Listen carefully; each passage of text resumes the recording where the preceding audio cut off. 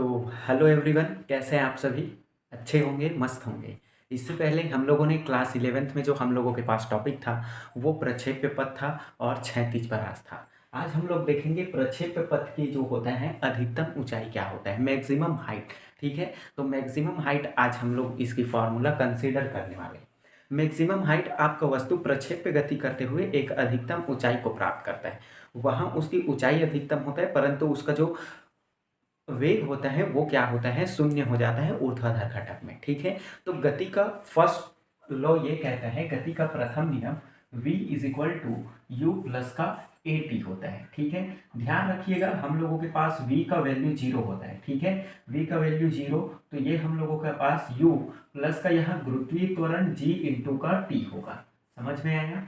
अब त्वरण g into T हो जाएगा, ये वैल्यू जीरो। हम लोग u के स्थान पे क्या लेने वाले हैं, तो इसका ऊर्ध्वाधर घटक लेंगे u साइन थीटा। समझ में आया?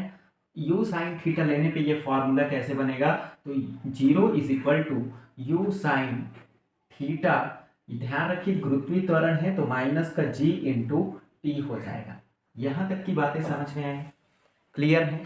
हमें ऊर्ध्वाधर घटक लेना है। ठीक है, तो ऊर्ध्वाधर घटक जो होता है वो साइन थीटा होता है, तो यहाँ साइन थीटा, और इसमें हम लोग क्या करते हैं, माइनस करते हैं गुरुत्वीय त्वरण इंटू उसमें लगा समय। क्लियर?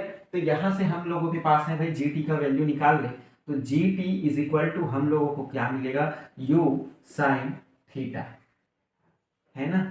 अब एक काम और करते हैं, यहां से हम लोग t का वैल्यू निकाल लेते हैं। ठीक है, तो चलिए t का जो हम लोगों के पास t है उसका वैल्यू निकाल लेते हैं। तो t इज इक्वल टू हम लोगों को क्या मिलेगा भाई, u sine theta divided by g। ये हम लोगों के पास निकल के आया क्या, समय t का वैल्यू। क्लियर? चलिए यहां तक नोट करिए, फिर आगे देखते हैं। आप इसको इक्वेशन 1 मान लीजिए है। तो अब गति का द्वितीय समीकरण, ठीक है, यह लिखते हैं गति के सेकंड समीकरण से। ठीक है, गति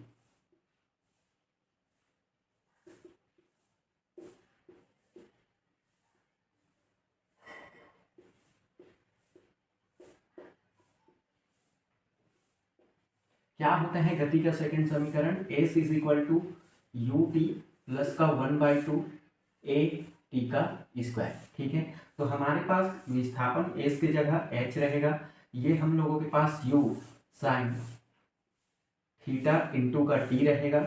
ठीक है, माइनस का ये 1/2, और आपको यहाँ मिलेगा g इंटू टी का स्क्वायर। ठीक है, आप चाहते हैं तो इसको ऐसा कर लीजिए, इसको प्लस रहने दीजिए, माइनस का g इंटू टी कर लीजिए। तो यहाँ से हम लोग क्या करते हैं, इसको इक्वेशन जो है 2 मान लेते हैं। समीकरण एक से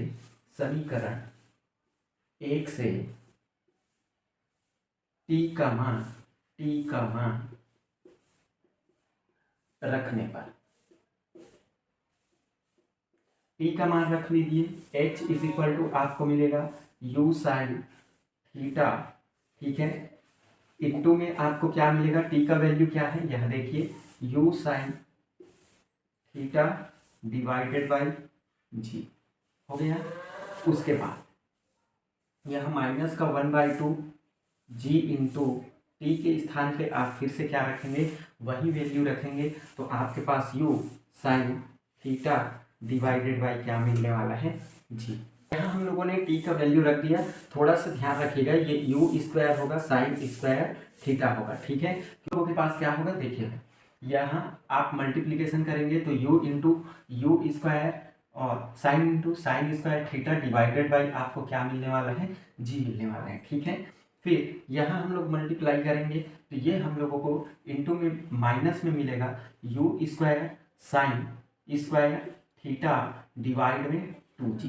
ठीक है, अब थोड़ा सा ध्यान रखने वाली बात यह है कि हम लोगों को यहाँ हर चीज़ कॉमन टाइप का ही मिल रहा है, तो यहाँ से हम लोग इसको रीअरेंजमेंट कर देते हैं। ठीक है, रीअरेंजमेंट कैसे होगा, तो h इज इक्वल टू हम लोगों को मिलेगा you square sine square theta divided by 2g, और यही जो होता है हम लोगों के पास फॉर्मूला होता है। ठीक है, फॉर्मूला होता है अधिकतम ऊंचाई का। फिर आपसे पूछा जाए इसका मैक्सिमम हाइट पूछा जाए, एच मैक्स पूछा जाए, ठीक है, अधिकतम। तो याद रखिए जब थीटा इज इक्वल टू हम लोगों को जो है 2 मिले तब की स्थिति में यह होता है, और इसका formula you square divided by आपको देखने को मिलता है 2g, ठीक है।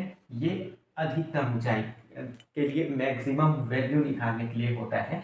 तो यहाँ तक आपको पता होना चाहिए। इसके बाद इस चैप्टर में जो है हम लोगों के पास आता है वृत्तीय गति। तो एक समान वृत्त के चारों ओर एक समान वेग से वृत्त के चारों ओर चक्कर लगाने की जो प्रक्रिया है वो वृत्तीय गति कहलाता है, ठीक है। तो वृत्तीय गति हम लोग नेक्स्ट जो होगा उस चैप्टर में, चैप्टर नंबर 5 जो न्यूटन के गति का नियम है उसमें देखेंगे, ठीक है। तब तक के लिए आप इतना पढ़ के रखिए और जो है चीज़ों को रिवाइज करके रखिए, ठीक है। तो तब तक के लिए जय हिंद, जय भारत।